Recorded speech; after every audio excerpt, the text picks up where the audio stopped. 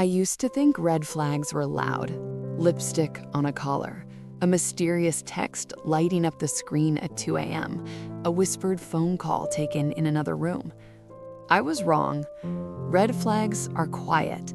They whisper, and if you're in love, you turn the volume down even more.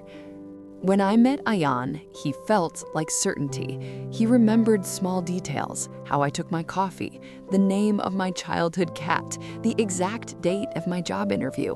He called me different. He said I wasn't like other girls he'd dated. At the time, that felt like a compliment.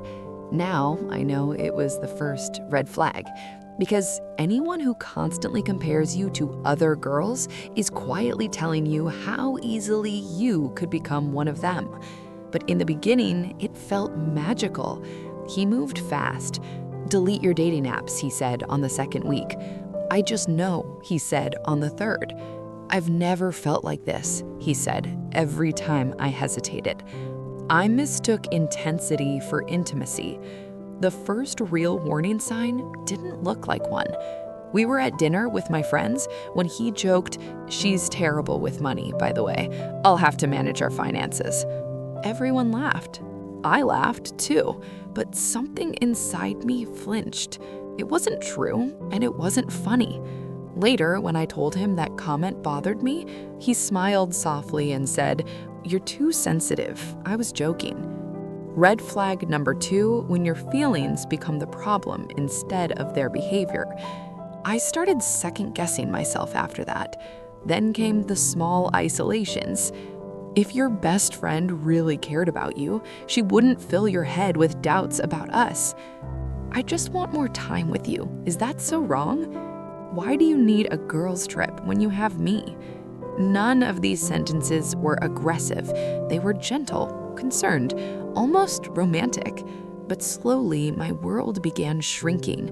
I stopped sharing things with my friends because I didn't want them to misunderstand him.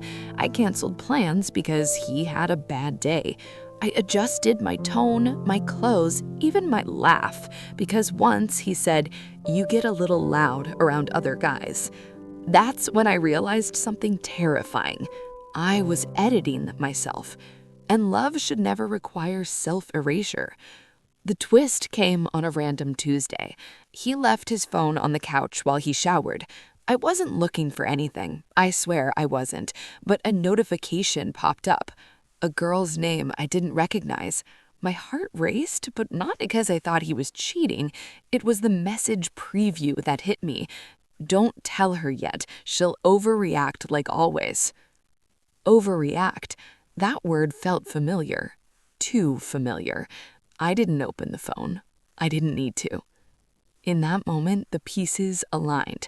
The jokes, the "you're too sensitive," the isolation, the subtle criticisms disguised as care. He wasn't protecting our relationship. He was managing me. When he came out of the shower, I didn't yell. I didn't accuse. I just asked, "Do you think I overreact?" He paused, just slightly, but long enough. "That's not what I meant," he said. Another red flag, when someone answers a question you didn't ask. That night, I couldn't sleep. I replayed everything in my head, not to blame him, but to examine myself. Why did I ignore the flinch at dinner? Why did I accept "you're too sensitive" as truth? Why did I feel guilty for wanting space? And then it hit me. The biggest red flag wasn't him. It was how small I had started to feel. Love should expand you, make you louder, braver, more you.